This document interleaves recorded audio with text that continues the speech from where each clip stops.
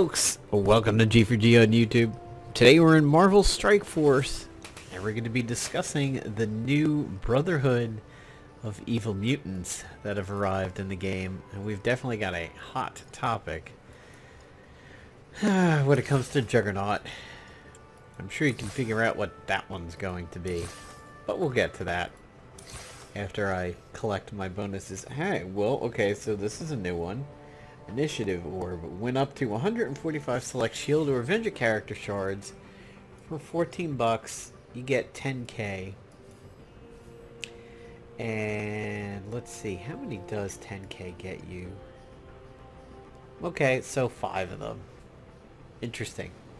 So while we're here, there's Juggernaut, Crimson Crusher orb, and there was a special that ran around the weekend for just a few days of $49 for 55 Juggernaut fragments, which meant you would have to spend $100 if you wanted to do the guaranteed unlock.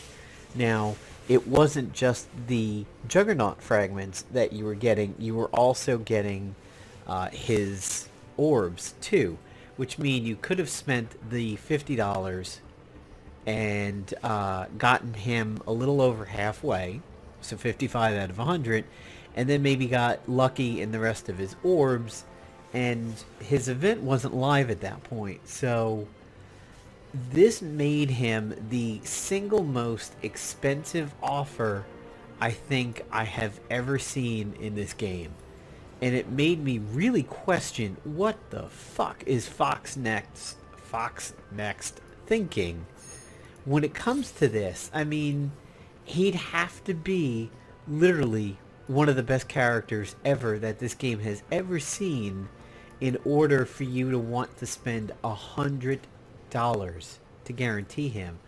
And what is with the weird ass math on this? What is with the issue of $49 giving you 55? 50 is the halfway mark. What's with the extra 5 over there? Did they think it's like, hey, there's a little bit of freebie for you, hope the orbs work out for you? I just, utterly ridiculous as to his price. Oh, by the way, you'll see Mystique over here. So my ticket with Fox Next actually was successful. If you're unaware of it, or you haven't caught the video where I talk about it, I had gotten the Mystique orbs, and I hadn't cashed them out yet because I'd been waiting to do a video on her and actually unlock them on the video. The problem was I got sidetracked with a couple things, and when I went to go do the video on her, the orbs had disappeared. Like, they were literally there the night before, and I went in the next day and I went to my orb section of my store over here, and she was gone. And I was like, wow, okay, didn't know that would happen. So I opened up a ticket. A lot of people were kind of like, good luck, it's not really going to go anywhere. And it actually did. It went back and forth for several days. So if you've never opened up a ticket, by the way, you go to your house and then your gear, and then you go to support, and you can open up a ticket over here by picking several things. And if they're communicating with you, you go to, you'll see a number here in between the magnifying glass and the conversation box. What was very interesting is the client that I was in was kind of giving me different responses. Like, if I bumped over to iOS or I came over here, there was like different conversations going on. It was getting very, very confusing. And at one point, somebody was like, oh, I see so-and-so responded and took care of it. I'm like, they did? And then I came over here and they had. So what was weird is we went back and forth on this for about a week, and they kept saying, like, we're looking into it. And they had this very repetitive structure at the beginning of their tickets. They're like, hey, this is so-and-so taking over for so-and-so. It's like, this is Bob taking over for Jake. This is Melina taking over for Bob. And I'm like, okay, I'm kind of dealing with robo responses here, most likely. But then I actually started to break through, and I got in my inbox, it said, like, a gift from customer support, but it had a whole bunch of random gear in there. And I'm like, is this what I'm expecting? So I cashed it out, and then I went over to my conversation, and they were like, okay, so we gave you your stuff. It's just not going to look like what you think it's going to look like. I'm like, but I didn't get my Mystique shards. I'm still at the exact same number I was yesterday. The point is, eventually I got my orbs, and they gave me random Mystique shards, so I unlocked her, and I was actually within reach of unlocking her through the missions. Like, I was at 42, and I did one more set of missions, and I got her, so they eventually did get around to it. Who knows what I would have pulled had I opened it. They kind of opened it for me, but the good news is that you can get it back. That support was actually worthwhile. But let's look at Juggernaut over here, and then we'll take a look at the others. But we're going to deal with Juggernaut first, because this is ridiculous. So as you can see, he's a 100 character villain. He looks very, very close to his Deadpool movie 2 representation. Not the color scheme. It's very much his classic color scheme, but his build is different than what I expect. Like, my mental image of Juggernaut is the X-Men cartoons. Kind of the smaller head, the very big shoulders, the huge arms. And when I see this one, it sort of reminds me of his more realistic representation from Deadpool 2. Kind of an almost Bane build to him. And the helmet weirds me out. He kind of looks like a torpedo with this. And it also reminds me of how another Marvel character is represented. I kind of forget his name. Might be like Landshark or something. It's somebody with like a tornado down at the bottom and a bullety looking head up top. Maybe his name is Bullet. I don't remember. I think he was an enemy villain in Marvel Avengers Alliance 2. It's not one of the more common ones that you saw, but he was there. So I sort of am disappointed with his graphical representation here, but he still looks mean. And when you go through his campaign, sitting here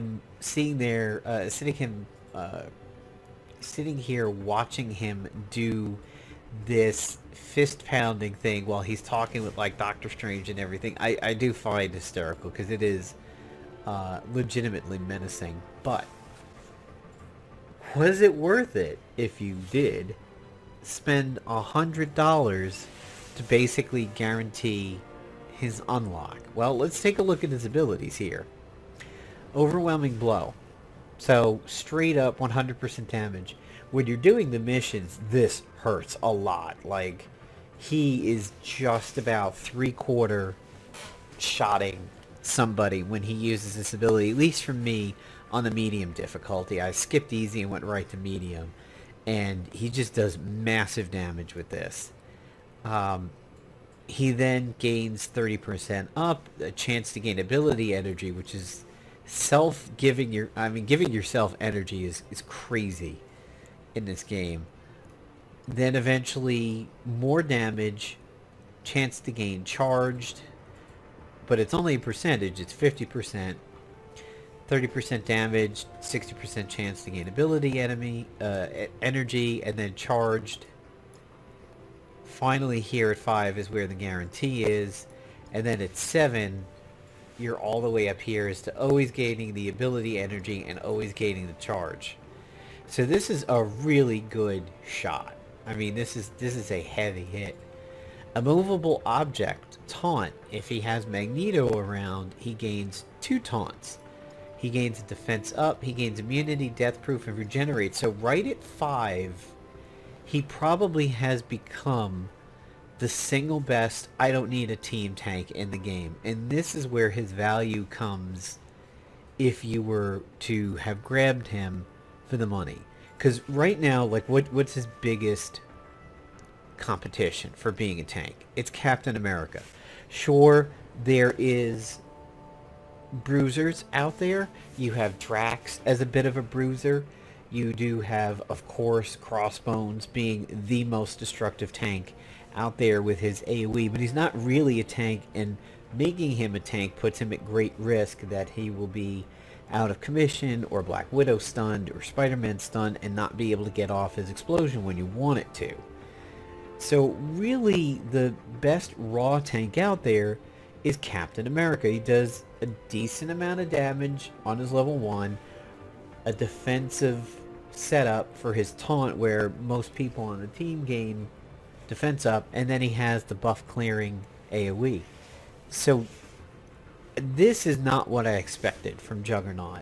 I have to recheck my video where I said, what if more X-Men villain came to the game, and I need to compare what they did to what I did, because I definitely talked about Magneto, Mystique, and Juggernaut. I don't remember who else I talked about. I think it was Sabretooth, and I definitely didn't guess Pyro at all. And I don't think it was Toad. I forget whom. I think I only did about 4. So Mystique, Juggernaut, Magneto. Yeah, I don't remember who the 4th was, but I tried to vary it between like Blaster and Controller and Tank and everything.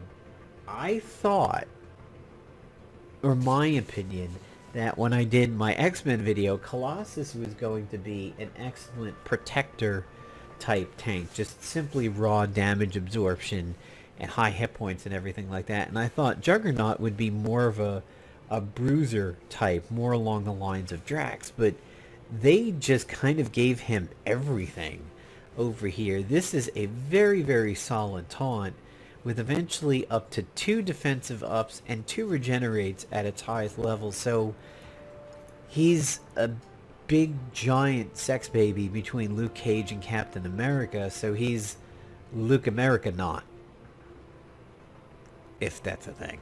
So I find this really, really interesting that he also makes a tremendous tank while dealing ridiculous damage. Eventually, you get into Crushing Charge. Attack the primary and adjacent targets for 100% damage. Damage is increased by 40% per charge. So this is no fallout. This is no fall off on the damage.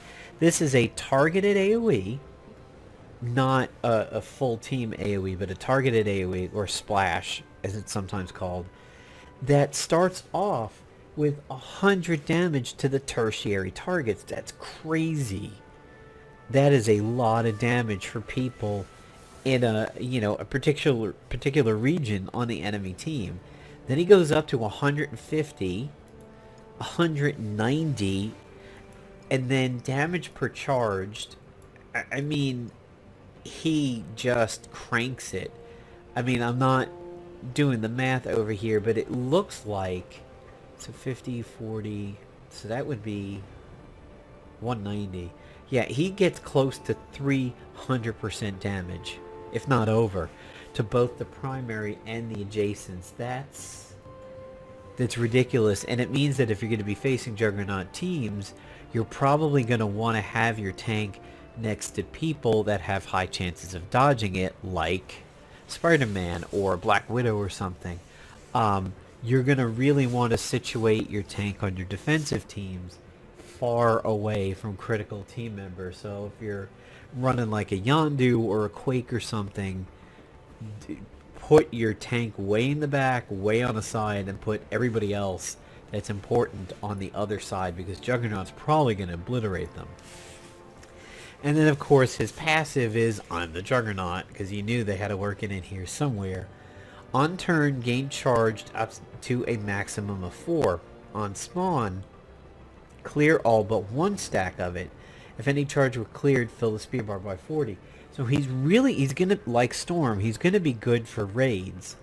He gets knocked down to a normal amount, like he kind of gets nerfed on every spawn, and that probably means if he dies and is resurrected, this is actually interesting, letting Juggernaut die doesn't really mean a whole lot in this, because yeah, he'll come back slightly less powerful if he had a lot of charge stacks, but his turn is going to be up really, really quick, and he's going to start stacking them again. So Juggernaut, as we said in the beginning of the videos, like, he needs to be one of the best characters of all time. If you're going to pay $100 to guarantee him, I'm not saying he's worth 100, because what character in this game would ever be worth 100? I mean, Galactus, if he was in this, Ego Prime, the Celestials, the Watcher, the Beyonder, even those characters could barely... Silver Surfer, I mean, cosmic entities that you have in the Marvel Universe, Omega class mutants wouldn't even be worth $100 in a mobile game. But I will say that Juggernaut's power level in this game, I think, is pretty ridiculous. You just have to play his missions to see that. He's very, very strong. So then at level 2, if Magneto is an ally, when this enemy attacks his character, fill the speed bar. Okay, so he's saying that... I mean, look at this. He's filling his own turn. So he fills his own energy, and he fills his own speed bar, because if Magneto was around and he's taunted, anytime an enemy attacks him, the speed bar is going to go up. And if you're running Juggernaut on offense, and the AI does what the AI does, they're going to be wailing on him, and his speed bar is going to be going up and up and up. Which, yes, that means he gets done taunting quicker. You'll notice one of the AIM characters taunts and then puts a self-inflicted slow, which is good. It actually means you taunt longer if it's not removed. But 500% resistance to stun, a max health bonus, and then again at 5, more resistance. If Magneto is an ally, he gets 20% every time he's attacked. So clearly, Juggernaut is going to be a high nuisance tank in this game. And the immunity that he gains over here is basically he can gain no negative debuff. So he's not going to bleed, he's not going to slow, he's not going to be stunned and things like that. Also, it can be stolen. So that is the valid check and balance in this one. People who steal buffs can steal it from him. Now, there's been a lot of talk about how he's fodder for Black Widow. I don't know if that means he's fodder for Yondu's passive, because an immunity on Yondu would be really, really fucking fun if Yondu steals it. So he's villain, he's global, he's mystic, he's protector, and he's part of the Brotherhood. I don't know if I called Mystic in my video. I keep having to get used to that with him.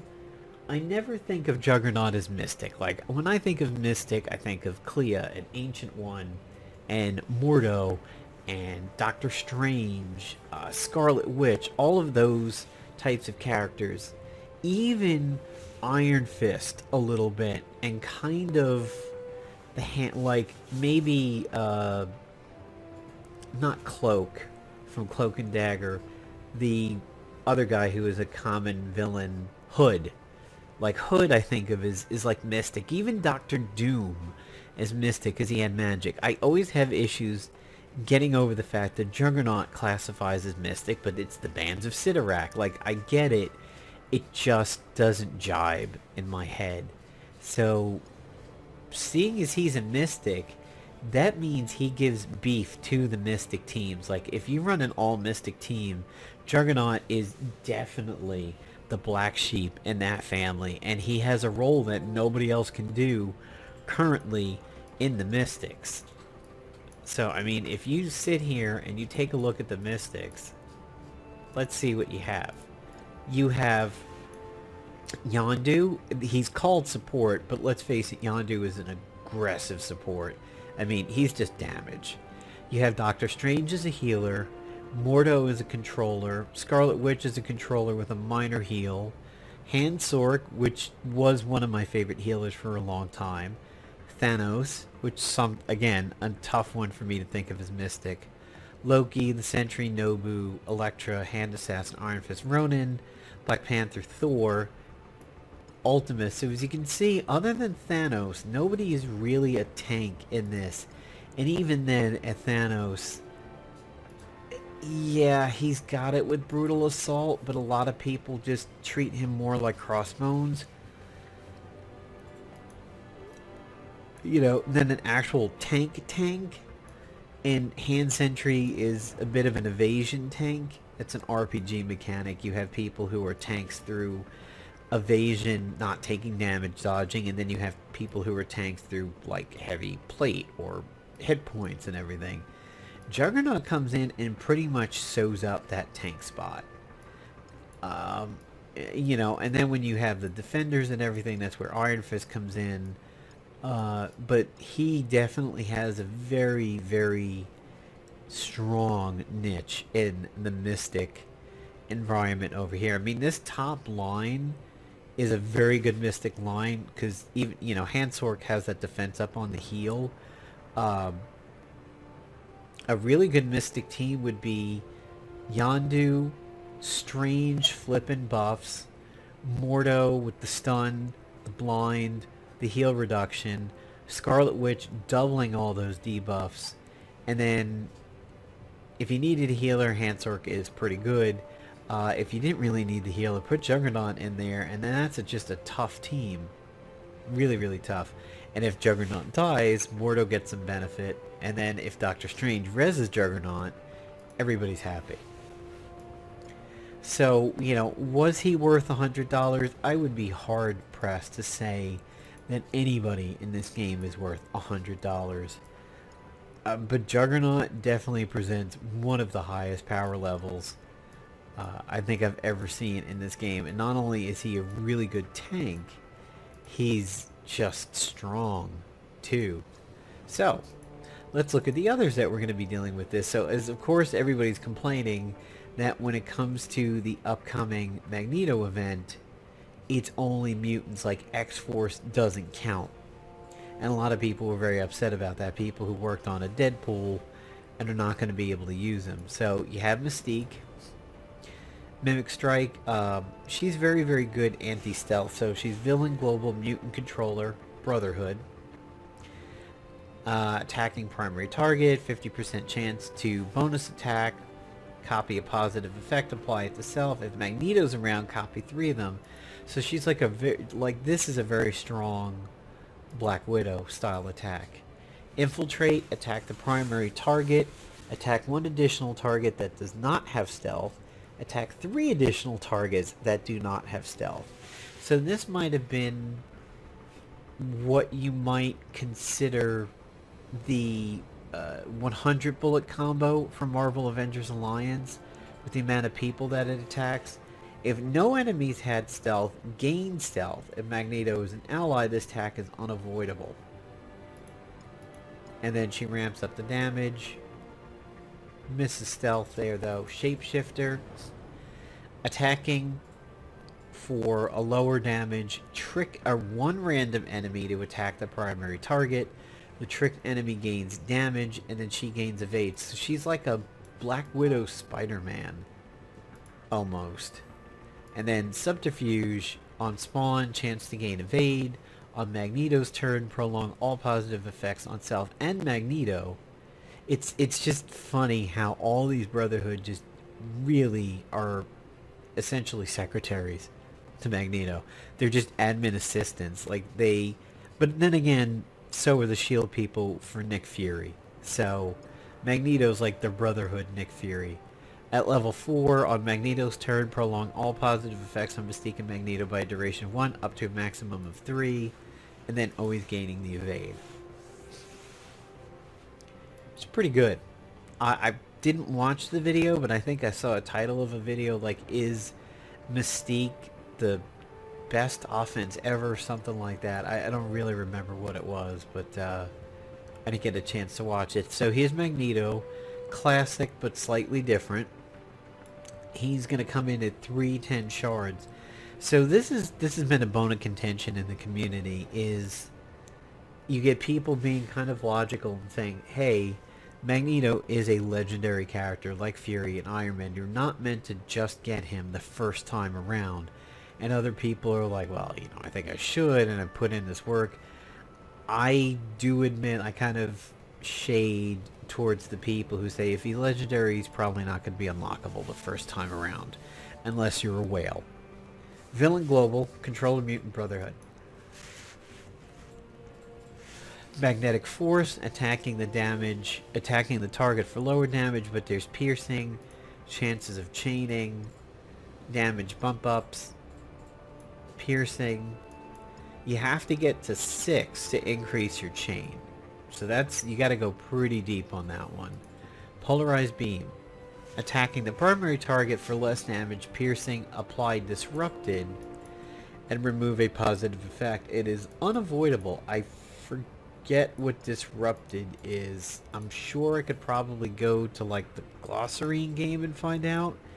My guess is since we got immunity for Juggernaut, maybe disrupted is like unable to gain buffs or something. Taking a page from Marvel Avengers Alliance.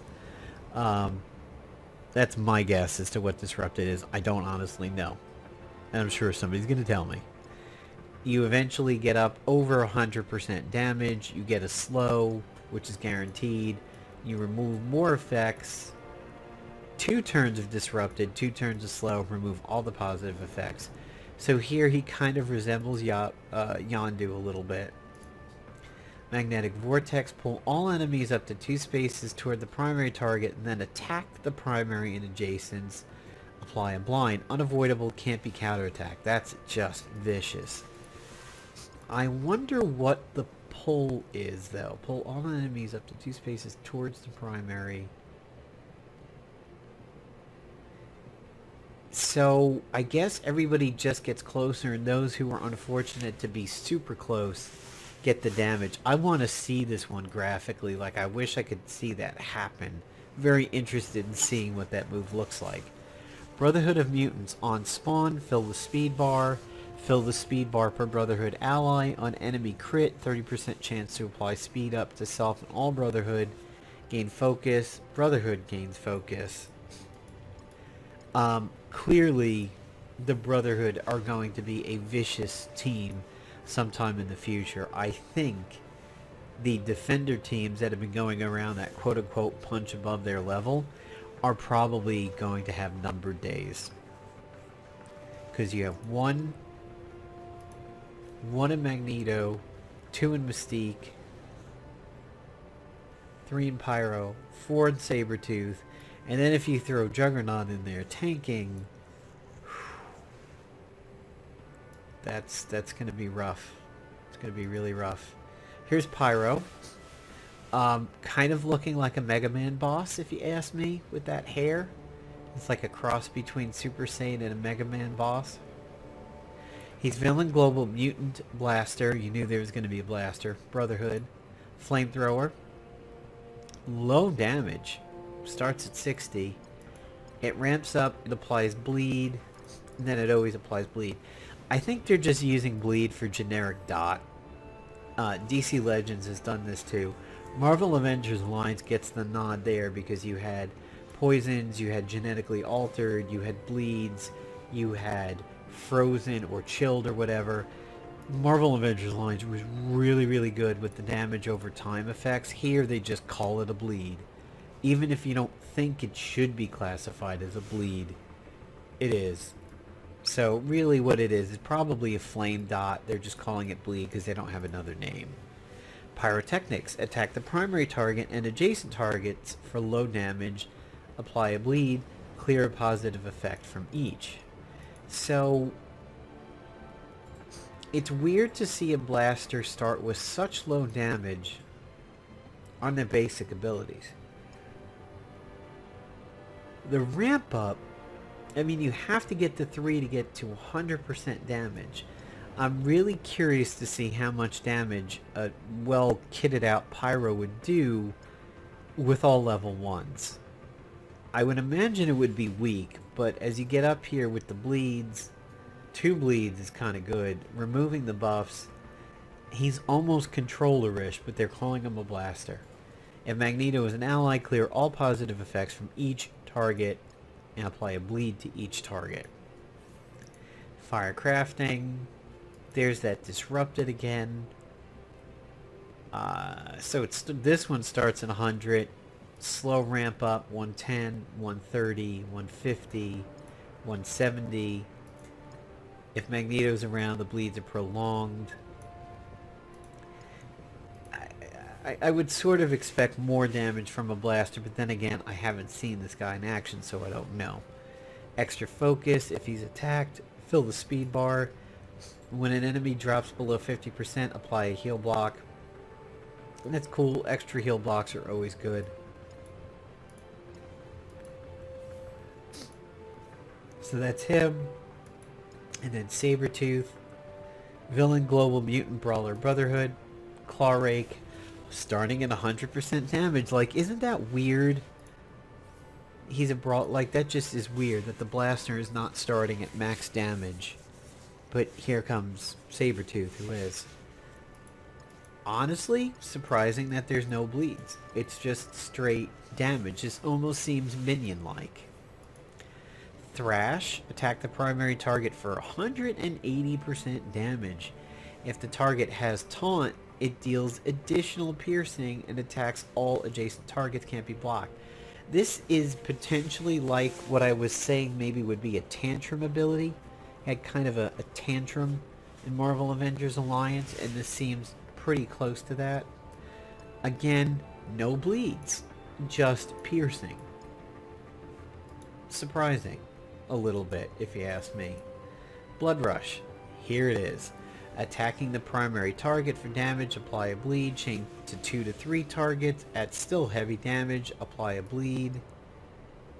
The damage goes up, here at 6, you get a 2-turn bleed. I'm just surprised he didn't have bleeds caked into more abilities. Feral Healing, gain damage per Brotherhood ally. On every turn, heal for 5%, 15%. When he goes below 50, he gains Death Proof. And then there you go with the final one here. So clearly there is a lot of Brotherhood synergies here. And they didn't go into too many surprising directions other than as to how legitimately tanky Juggernaut is. So the last thing I want to do here, which I've been waiting to do for this video, is to open my uncanny orbs over here and see what I get. I did not spend a dime on the Juggernaut ones because I think that is kind of ridiculous. Just, that was way too expensive. Even one of them to get the 55 shards was $50. That's a flagrant violation if you ask me. So let's see what we get.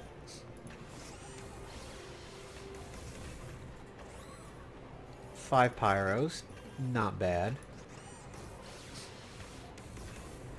5 Wolverines, that's garbage. 8 Pyros, a little better.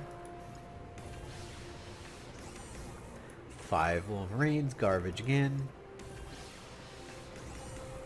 5 Juggernauts, that's cool. And then we're out. So, basically got fairly garbage over here. So yeah, my Wolverine's at 194 of 300, so 5 is not going to make much of a dent at all. Turn the mutants off. Let's see how we actually did with Pyro and Juggernaut. So Pyro got up to 13 of 45, Juggernaut got up to 5 of 100. Honestly, that's not too bad for Pyro. Of course, 5 is a dent for Juggernaut. And if I had gotten one of those deals right now, I would be at 60. Because I would have had the 55 and the 5. I don't know. When I'm done with medium, I can better decide if that was a good decision or a bad decision to not spend that 50, but that's still just ridiculous. Even if I'd gone over and looked at his abilities and was like, you know, hey, I wonder if he's going to be worth it. And I saw that, and I played the campaign. I'm like, okay, he's really good. I still wouldn't have been convinced, because I don't like buying something and getting it halfway. To have bought the one pack and got 55 and then take a chance on his orbs and the campaign and everything, it's not up my alley. Like, I would want to be able to buy him and be done with him. That's the only way that I ever buy any offers, is when I know it dings me on a character. So if the offer is like 45 and I'm 60 out of 100 or something, that to me is a purchase I might get. But if I'm at 13 out of 100, I don't buy a 45 pack, because I don't get the, like here, Black Widow. This 45 gets me to 70 plus 45 over there. Being at 115 doesn't help a 130 as your cap. It's close, but I like short-sighted goals. Like here, this Hand Sentry one, this 55 while being 45, this is a valid purchase for me. I would consider that, but yeah. So there you go, guys. There's the new X-Men Brotherhood villains.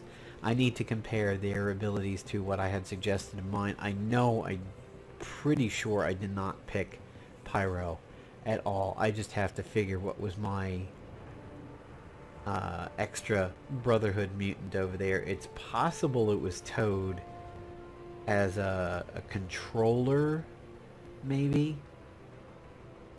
I just really don't remember. So there you go, guys. Let me know what you think of Juggernaut, and see if you agree with me on the fact that he's probably one of the strongest characters in the game currently, but still not worth $100 if you purchased him all the way through. See you, everybody. Take care.